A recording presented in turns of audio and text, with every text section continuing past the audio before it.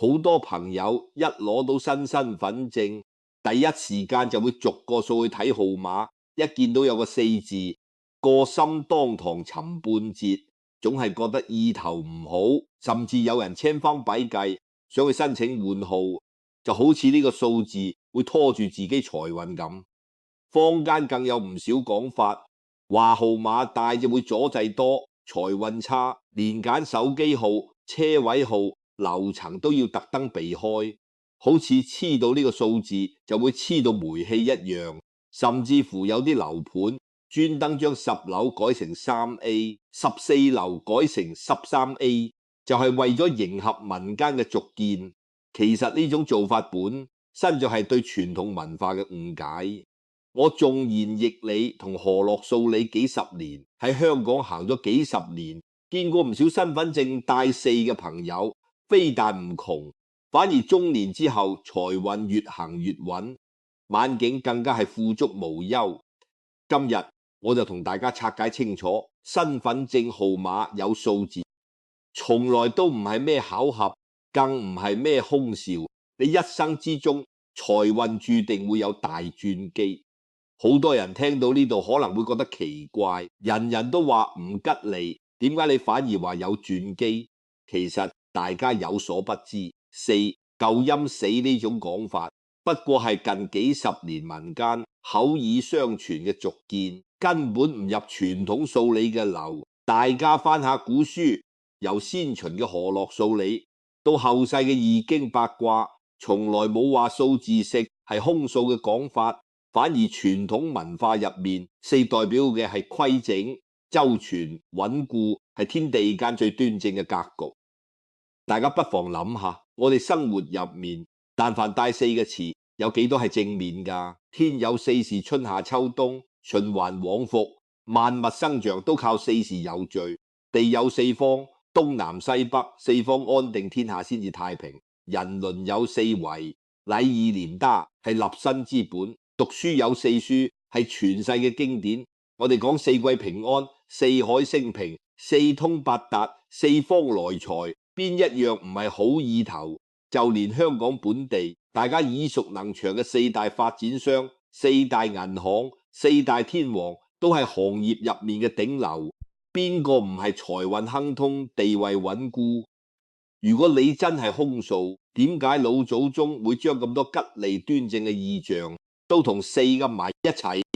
講到底，暗陰記任只係近代口語文化嘅產物，係民間嘅俗見，唔係真正嘅傳統文化。真正識數理、識易理嘅人，從來唔會單憑一個暗陰就去定數字嘅吉凶。大家不妨喺評論區講你身份證有冇？有幾個睇下今日講嘅同你自身經歷對唔對得上？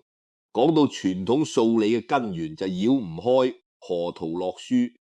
河圖洛書係中華文化嘅源頭，陰陽五行、易經八卦全部都係從河圖洛書演變出嚟。河圖有云：天一生水，地6成之，地2生火，天7成之，天3生木，地8成之，地4生金，天9成之，天生土，地10成之。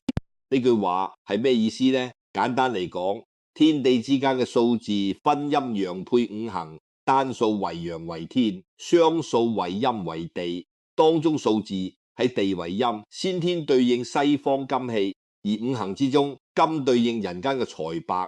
錢糧金屬、珠寶資產，同財運本就係同根同源、同氣相求。4係金嘅生數，9係金嘅成數。生數代表起源，成數代表結果，亦即是話金氣由4而生到9而圓滿，所以甚係財氣嘅起點，係根基。有根基先至有後來嘅豐收。所以從先天數理嚟講，數字甚本身就帶住財氣，又點會係唔吉利嘅數字呢？好多人唔知金氣嘅特質唔止係生財，更重要係守財。木主生發，火主擴張，金主修生，土主穩固。一個人命中金氣得宜，唔單止賺到錢，更加守得住財，唔會左手嚟右手去，賺得多使得多，到頭嚟得個吉。而身份證帶4嘅人，先天就帶住呢份金氣嘅特質，骨子裏邊有儲錢守財嘅當夫，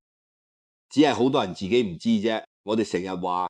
賺錢容易守財難，好多人風光一時，晚年潦倒，就係因為守唔住財。而帶四嘅人先天就有守財嘅底子，只要行正路，財運只會越積越厚，晚年更加穩如泰山。再講易經64卦，每一卦都有6爻，由下往上數，分別係初爻、2爻、3爻、4爻、5爻。上爻對應一個人由低到高、由幼到老嘅人生6個階段，當中第4爻處下卦之上，上卦之下，好比一個人由基層打拼到管理層，再上一步就係核心決策層。呢個位置喺易經入面叫做多災之地。點解叫多災之地？因為北上唔落，前有高峰要攀，後有追兵趕住，膊頭擔子重，心理嘅壓力大，稍有不慎就會跌落去，所以常懷戒豬之心。但調轉嚟睇，4爻緊捱住代表軍位，代表人生頂峰嘅5爻，係整個人生階段入面最容易迎嚟轉機、實現階層躍升嘅位置。只要行得正、企得直、守得住本心，熬得過呢段打磨期，就能夠一步登堂，進入更高嘅圈層，財運地位自然跟住上台階。所以易經入面嘅4從來唔係空，而係變，係轉折，係厚積薄發之後嘅躍升。對應到人生就係身份證帶4嘅人，早年往往要食多啲苦，經歷多啲波折，唔會年少成名，亦都唔會早早就大富大貴。但到咗中年之後，運勢慢慢打開，財運越行越順，屬於典型嘅先苦後甜、大器晚成嘅格局。其實呢個道理擺喺香港呢個地方再貼切，不過我哋上一輩嘅老街坊有幾個係含住金鎖匙出世㗎？大多數都係10幾歲就出嚟做嘢，做學徒、做工廠、做地盤，壞咗10幾年，甚至幾十年先至慢慢熬出頭，買樓置業，養起一頭家。呢種先苦後甜嘅人生，先打磨後爆發嘅節奏，正正就係數字4背後嘅義理。講完數字4嘅文化本義，相信大家都明白，4從來唔係咩空數，反而自帶財氣，暗藏轉機。但身份證入面嘅4出現喺唔同位置，對應嘅人生節奏同財運轉機亦都唔一樣。首先要同大家講清楚，身份證號碼嘅數位對應人生唔同階段嘅氣運意象，只係傳統數理嘅類比參考，絕非咩注定嘅宿命，事在人為。數字只係映照你嘅性格特質同人生節奏，最終財運如何都係睇你自己點行。大家不妨對照下自己嘅號碼，睇下你個4喺邊個位置。如果你嘅4出現喺號碼嘅前半段，對應人生就係早年運同出身根基。前幾位帶4嘅朋友，大多出身平平，冇咩家底可以依靠，屋企條件普通，甚至有啲屋企兄弟姊妹多，好細個就出嚟做嘢幫補家計。你早年嘅路行得唔算輕鬆，別人父母鋪好路，讀書揾工都有人安排，你就要一步一腳印，自己捱從最底層做起，食唔少苦，受唔少氣。但好處就在於金氣在根，你骨子裏邊自帶金嘅特質，講信義、重原則、做事踏實，捱得苦，唔會投機取巧，更加唔會行偏門賺快錢。你做一份工就會盡心盡力做好，應承人嘅事就一定做得到。香港呢個社會最睇重嘅就係靠譜2個字，你做事穩陣，待人真誠，老細信你，願意將重要嘅事交俾你，同事服你，願意同你合作，客戶同你打過一次交道，就信得過你呢個人，願意長期同你做生意。口碑呢樣嘢睇唔見摸唔到，但卻係最值錢嘅無形資產。好多白手興家嘅老細都係靠早年做學徒、做伙計嘅時候儲落嘅手藝同信譽，等到時機成熟，自己出嚟開鋪頭、開公司，第一桶金就係咁嚟。唔係佢哋運氣特別好，而係佢哋前面10幾年嘅踏實，儲落咗足夠嘅人品同能力，機會嚟嘅時候自然接得住。呢類朋友嘅財運轉機大多數出現喺30歲前後，前面10幾年嘅打磨唔係白費嘅，你練出嚟嘅本事，儲落嚟嘅人脈，建立起嚟嘅口碑，到咗30歲左右會集中爆發一次，可能係遇到賞識你嘅貴人，拉你一把，俾你一個升職或者合夥嘅機會，可能係你身處嘅行業迎來風口。你憑住多年嘅經驗，精準捉住機會，收入翻幾番；又或者係你取夠本錢同經驗，自己出嚟從業，慢慢企穩陣腳，生意越做越順。呢次轉機之後，你嘅財運就會由之前嘅打和夠糊口，變成穩步上升，家底一啲啲厚起嚟，買樓、結婚、生仔，人生大事一件件落實，日子越過越穩。我見過好多30歲前平平無奇嘅街坊，30歲之後事業一路上由打工仔變做小老細，由公屋搬去私樓，靠嘅就係呢份踏實累積嘅底氣。前幾位大四嘅朋友，不妨喺評論區打個根基穩，睇下有幾多人同你一樣係靠自己雙手打拼出嚟嘅。如果4出現喺號碼嘅中間段，對應人生嘅中年時期，亦即係事業同財運起伏最大嘅階段。中間帶4嘅朋友，好多時由青年到中年前期，事業都處於摸索期，轉工轉行都係嘗試，試過唔少行當，亦行過唔少冤枉路，財運亦時好時壞，賺得多使得多，儲唔到咩錢，甚至乎有唔少人喺40歲前後會遇到一次比較大嘅挫折，可能係行業唔景氣，公司裁員，人到中年失咗業，可能係生意遇到蘋果，或者投資失利，蝕咗一筆錢，又或者係人生行到十字路口，原本條路行唔通，唔知下一步點行，人到中年，上有老下有亂，膊頭扛住成頭家，遇到咁嘅坎，好容易慌，好容易灰心，覺得自己呢世就係咁，再點努力都冇用。但按熱理嚟講，呢個就叫4爻變革，中間嘅4就係你人生嘅轉折點。睇落似壓力困境，實質係逼你跳出舒適圈，去換賽道開新局嘅契機。已經講，窮則變，變則通，通則久。一條路行到黑，只會越行越窄，識得變通，識得轉彎，前路先至會越行越絕。人到中年，舊路行唔通，恰恰係轉運嘅開始。我識得一位舊友陳生，就係身份證中間帶4，早年喺觀塘嘅製衣廠做咗10幾年，由車位做到車間主管，本以為可以安安穩穩做到退休，結果90年代工廠紛紛北移，40歲嗰年工廠執笠，佢失咗業。當時2個仔女都讀緊中學，屋企仲有2個老人家要養，全家都靠佢一份人工。嗰段時間佢壓力大到晚晚失眠，頭髮白咗好多，但佢冇怨天尤人，亦都冇隨便揾份工過日神。佢憑住自己對製衣行業嘅認識，同埋10幾年儲落嚟嘅人脈，同2個舊同事合夥，開咗一間細間嘅無業公司，幫外國嘅客戶揾工廠訂訂單驗貨品。頭2年好艱難，客少利潤薄，3個人日日跑出去見客，腳都行到主。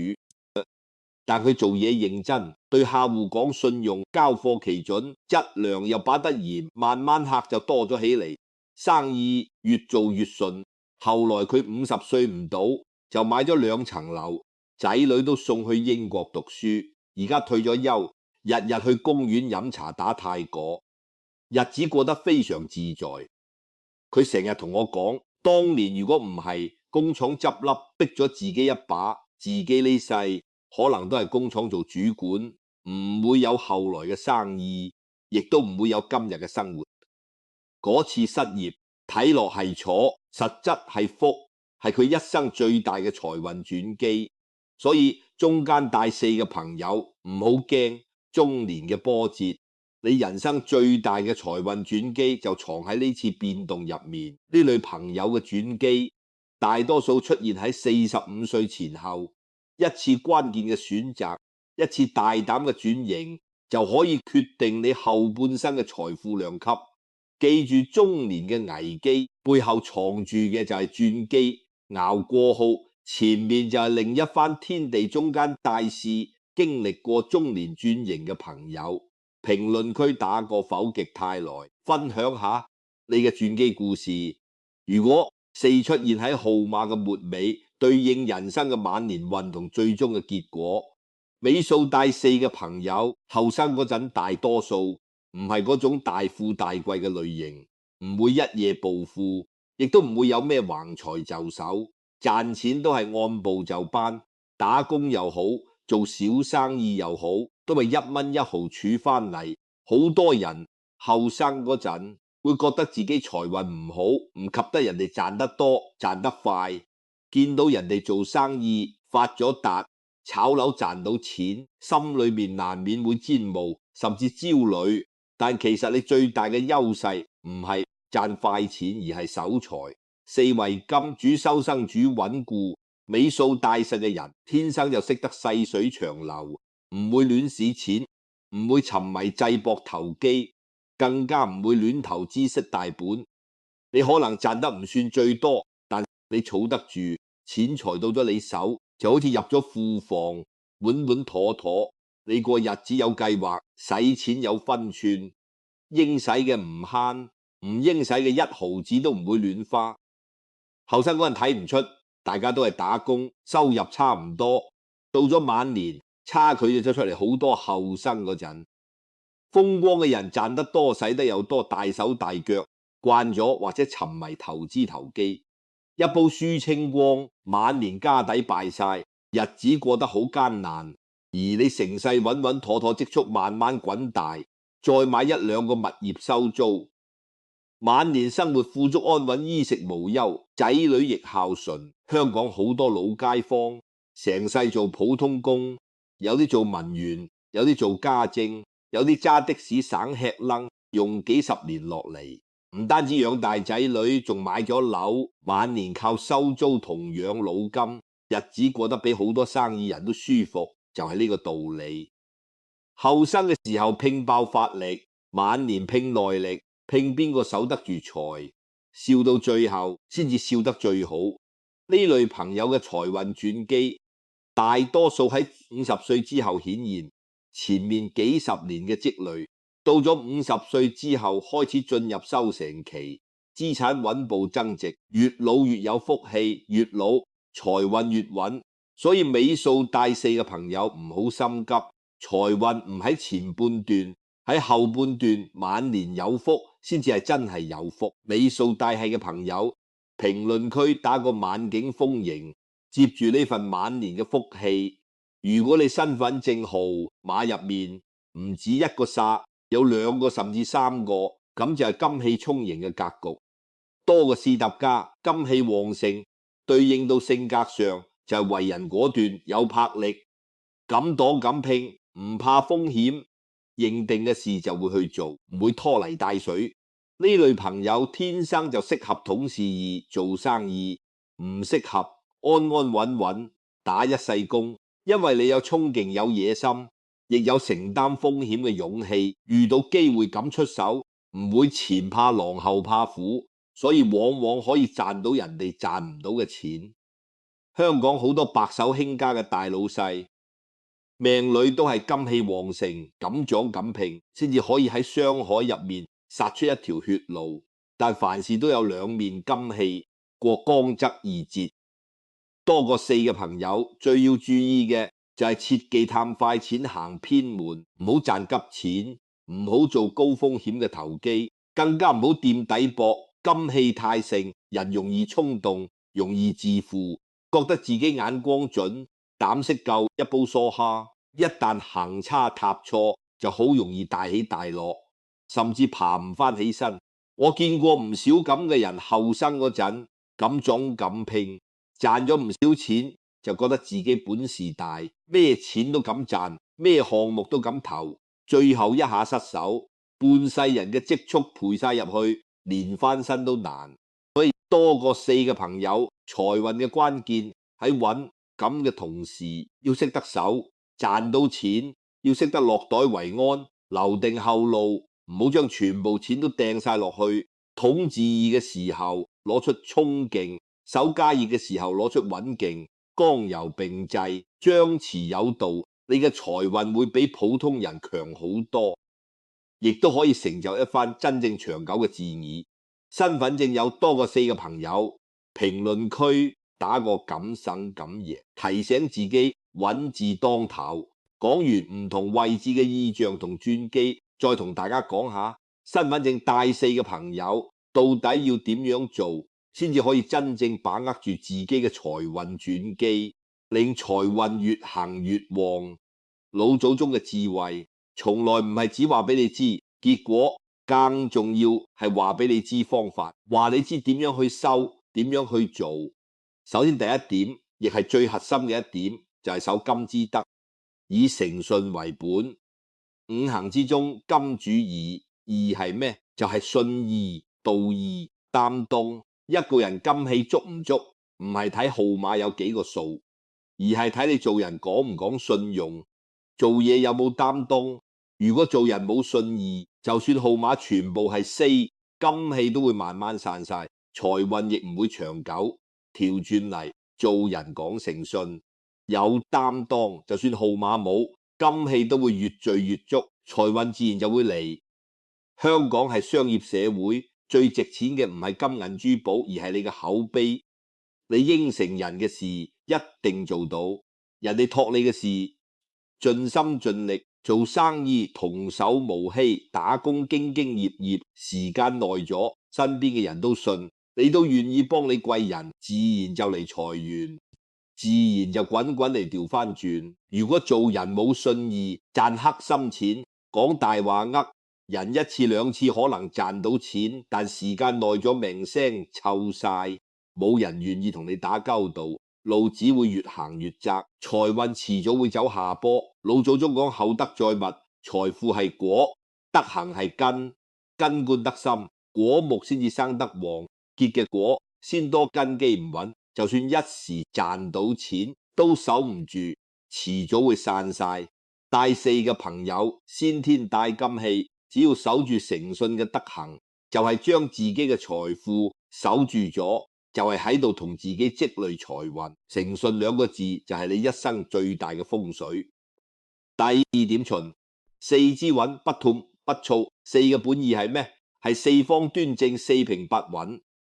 所以帶4嘅人財運嘅節奏從來都唔係一夜暴富，而係循序漸進，步步為營。好多人財運唔好，唔係賺唔到錢，而係太貪太心急，成日諗住一步登天，賺快錢，結果反而闊大本。我見過太多人本嚟生意做得好地地，聽人講炒股賺大錢，或者投資咩項目回報高，就將成副身家掟晒落去，最後血本無歸，半世人嘅積蓄都冇晒。亦都見過好多後生仔啱啱出嚟做嘢，冇幾年就諗住創業賺大錢，本事未學到，人脈未儲到，就盲目開店開公司，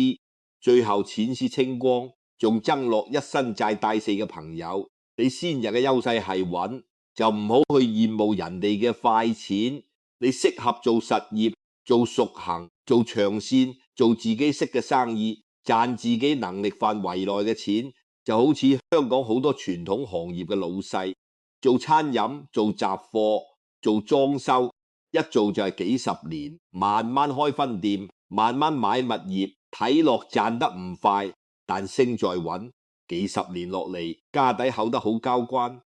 比好多賺快錢嘅人可靠得多。記住，財不入急門，福不入偏門，4平八穩嘅財運睇落慢，實質最長久，亦最壯實。後生嗰陣慢少少唔緊要，行得穩先至行得遠，唔好怕慢，最怕唔穩，穩專穩打，日積月累，財富自然會水到渠成。第三點，借四之廣，廣結善緣。四對應東南西北四方，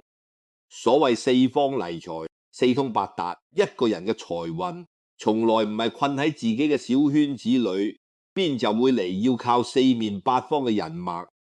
靠唔同行業嘅朋友帶俾你機會同資訊。你困喺自己嘅小天地入面，每日只見到嗰幾個人做埋同一件事，機會自然少。你行出去識多啲唔同嘅人，接觸唔同嘅行業，機會自然就多。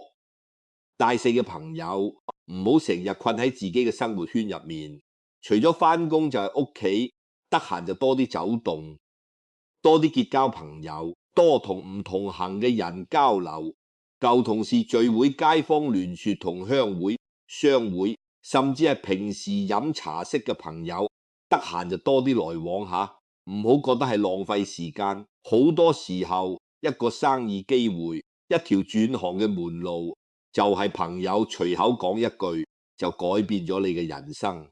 我識得一位做建材嘅老細，當年就係參加同鄉聚會，識咗做建築嘅同鄉，攞到第一張大訂單，生意從此做咗起身。仲有後位做保險嘅朋友，就係平時飲茶識嘅老街坊，介紹咗好多客俾佢，業績越做越好。當然廣結善緣唔係叫你攀附權貴，亦唔係叫你去交酒肉朋友，而係真心待人，樂於助人。別人有難嘅時候幫得就幫，別人得意嘅時候真心祝福，唔好妒忌你對人好，人哋自然會記喺心入面。有機會嘅時候自然會預你一份。四方朋友多咗路，就忽咗財運，自然就從四面八方嚟覺得廣。結善緣重要嘅朋友，評論區打個四方來財。第四點，應四時之序，把握時機，一年由春夏秋冬四時有序。萬物生長都要順着時節嚟，春耕夏耘秋收冬藏，錯咗時節就收唔到收成。財運亦都一樣，有起有落，有高峰有低谷，有賺錢嘅時候，亦有萎伏嘅時候，有佢自己嘅節奏。好多人運勢唔好嘅時候就怨天尤人，覺得自己時運不濟，病急亂投醫，亂咁投資，亂咁轉行，結果越折騰越失。運勢好嘅時候就得意忘形，貪得無厭，覺得自己本事大，咩錢都敢賺，咩風險都唔怕，最後高峰過後直接跌落地底，爬都爬唔翻起身。大四嘅朋友要識得順時而為，把握好財運嘅節奏。低谷嘅時候唔好氣餿，唔好亂咁喐，呢個時候最啱沉住氣，學本事，儲經驗，積人脈，為下一次轉機蓄力。就好似冬天嘅時候，萬物都收埋起嚟，養精蓄咗，等春天嚟到先至可以發芽生長。人生嘅低谷就係你嘅冬壯期，熬過號，儲夠力量，春天一到自然就蓬勃生長。而高峰嘅時候亦都唔好張狂，唔好飆。呢個時候最緊要識得見好就收，落袋為安，將賺到嘅錢變成穩固嘅資產，例如買樓買鋪，守住勝利嘅果實。已經講亢龍有悔，爬到最高處仲唔識進退，仲想再高就一定會後悔。好多人一世嘅財富唔係靠高峰嘅時候賺咗幾多，而係靠低谷嘅時候冇輸幾多，高峰嘅時候守得住幾多。順境唔消，逆境唔送，順着四時嘅節奏行，應該進嘅時候進，應該退嘅時候退，財運先至能夠長長久久。講咗咁多道理，可能有啲朋友都係覺得抽象。接住同大家講兩個我身邊嘅真實故事，都係香港嘅普通街坊，大家聽完就會明白數字背後嘅道理，其實就喺我哋嘅生活入面。第一個故事就係我頭先提過嘅陳生身份證，中間大四，早年工廠打工，中年失業轉型做貿易，而家退休安享晚年。其實陳生嘅故事唔係咩傳奇，就係香港千千萬萬中年轉型嘅普通人嘅縮影。佢之所以能夠成功，唔係因為身份證帶4就有好運，而係因為佢本身就具備金器嘅特質，踏實講信用，捱得苦敢擔當。如果佢當年失業之後自暴自棄，或者先但揾份工過日辰，就算號碼有再多4，都唔會有後來嘅轉機。正正因為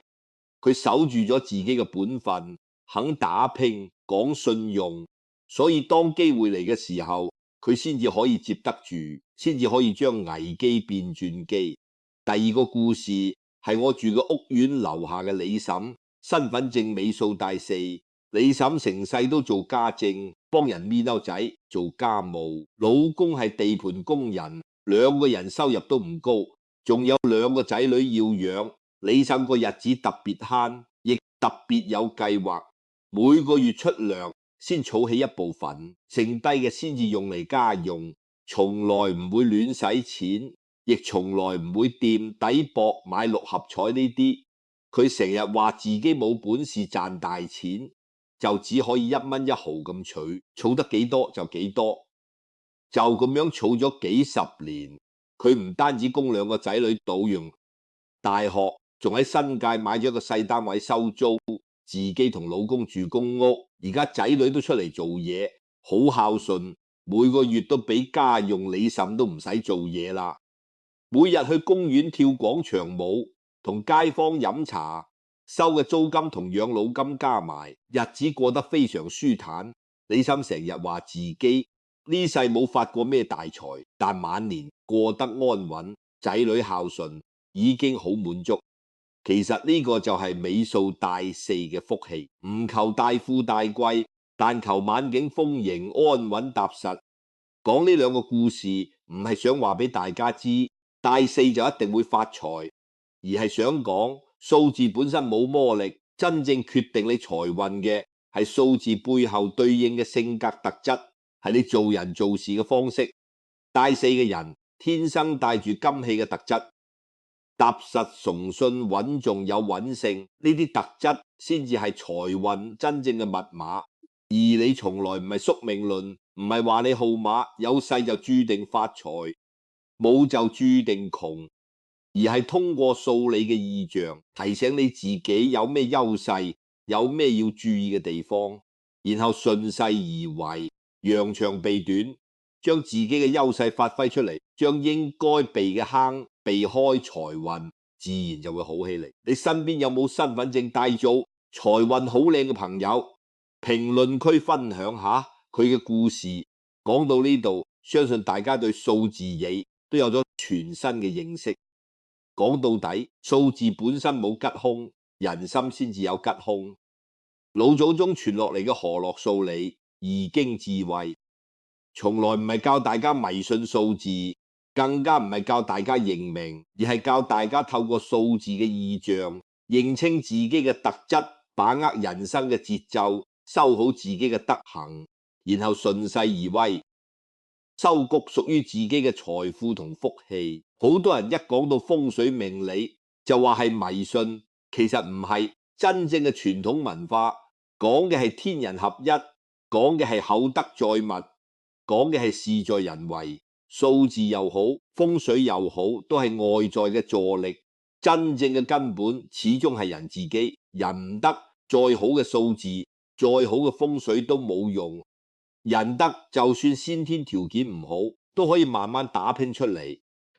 身份證有嘢嘅朋友，以後再見到呢個數字，唔好再皺眉頭，更加唔好諗住去換號。你要知道呢個4唔係你嘅包袱，而係你嘅福分，係你一生財運轉機嘅印記。你呢世嘅財運注定唔會一潭死水，唔會平平庸庸，一定會有迎來轉機，更上一層樓嘅機會。平時修好誠信嘅德，穩住踏實嘅心，廣結4方嘅緣，把握好4時嘅節奏，好好打磨自己嘅本事，等到轉機嚟臨嘅時候，自然水到渠成，財運亨通，四方端正，財運自來。